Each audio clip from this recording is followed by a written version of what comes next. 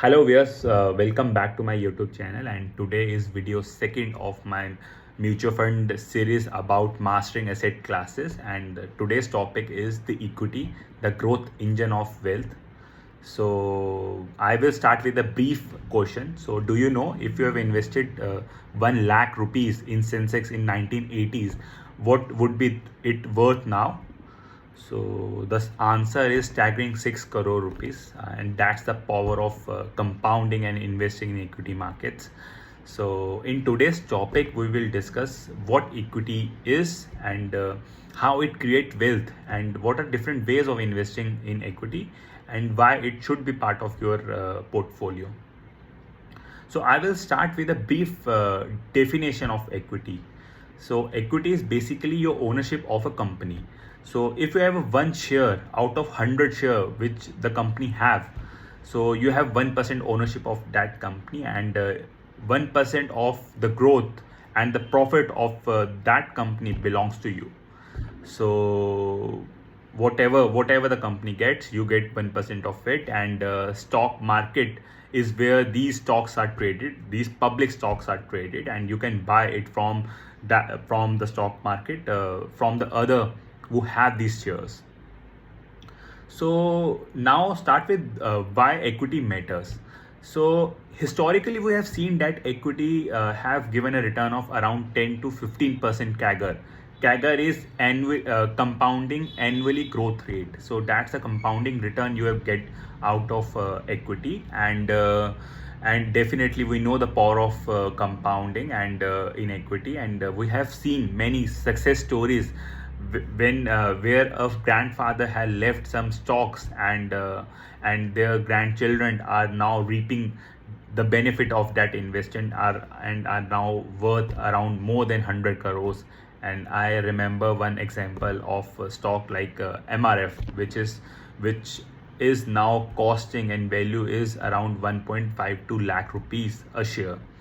And the value of this stock in 2000 is around 1100 rupees. So that's the staggering 150 times of your investment amount, and that's why investing in equity is somehow important. Obviously we need to select what stocks we need to invest in, and we need to do the homework, but that's the staggering amount we are getting out of equity. So equity act as a hedge against obviously the inflation, and we know inflation is the rising prices of articles, household articles we need. And obviously there are education inflation, which is more than 14%, and the hospital inflation, medical inflation, which is also very high. So I will take a basic example of milk inflation, right? So do you remember the least amount you have spent on 1 liter of milk when you bought the milk?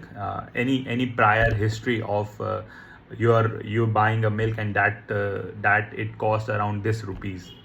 So I remember in 2004, my mother was taking the milk, and I remember the cost she has spent on it is around 12 rupees per liter.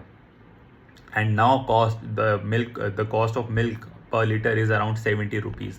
So do you know what's the CAGR of if you have invest in 1 liter of milk, what's the CAGR of that amount? So it's around 8.5%. But we all know that milk is a perishable item, so we can't invest in it. That's why different asset classes are there, like gold, equity, and debt funds are there also, and normal debt is also there. So that's why we're investing in different asset classes. And somehow equity act like a hedge against the inflation. And these FDs, RDs, which these bank give us, which nowadays giving us an interest rate of around 6 to 7%, is somehow diminishing our wealth of the period of time.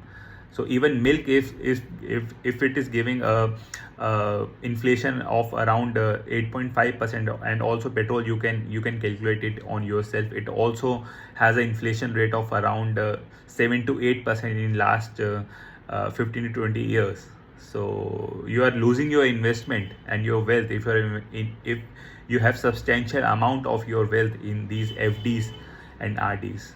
So that's why investing in equity is utmost important also.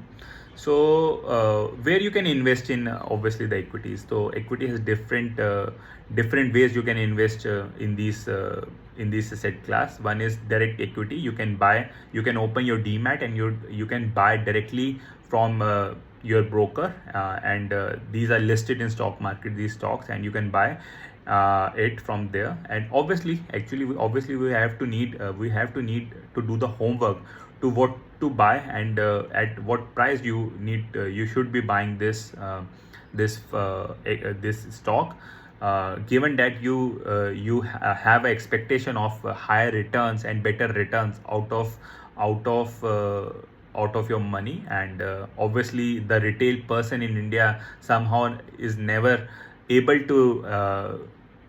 able to study or able have the skills of investing in stock market, and that's why somehow 95% of Indian investors are losing money in the stock market. So that's the one aspect. You can directly buy from stock market, but you need to know uh, when and why you are buying the stock, and how much duration you need to hold it also. And the other way of investing is in mutual funds. Mutual fund are the funds are invested through experienced fund managers who know the metrics of buying and the selling price, when to buy the stock and when to sell it. So that's the expertise they have, and they have the expertise of around 20 to 30 years, which can be very beneficial, and it has the history of giving good returns. So if you are new to the stock market, you can definitely go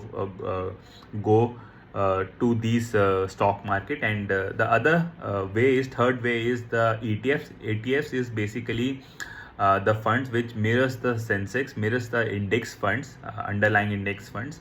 And it's a vanilla product basically. And if you also as I told that if you're a new investor in a stock market, you can go through the way of mutual funds, diversified mutual fund, active mutual funds, and also you can go through ETFs also. That also beneficial. And the other way is around there are other way also that you can invest in equities. And there are PMS, there are AIFs which is out there, and somehow they are for ultra HNIs. You can if you are ultra HNI, obviously you can invest in those too. But if you're new to stock market, you can go through these mutual funds and ETFs. So that's it about the equity markets. Obviously one thing I would like to add is, obviously equity market and equity has the risk adjusted risk in their investment, and it requires patience and discipline to be invested in equity markets and specific stocks. And definitely we have to require those skills if you want to create your wealth in equity markets. And in the last, I would say that every successful portfolio has equity as its growth engine, but the allocation is dependent upon your risk, your age, and your approach and your goals. So this is all about equity. And thank you so much for joining this video. And if you have any feedback, you can obviously share it with me, and I will definitely inculcate those genuine feedbacks in my next videos. And thank you so much. And in next episode, I will discuss about debt, and the balancing factor that adds safety and stability to your portfolio. So don't miss it. So thank you so much for joining this video. Thank you so much. Bye bye.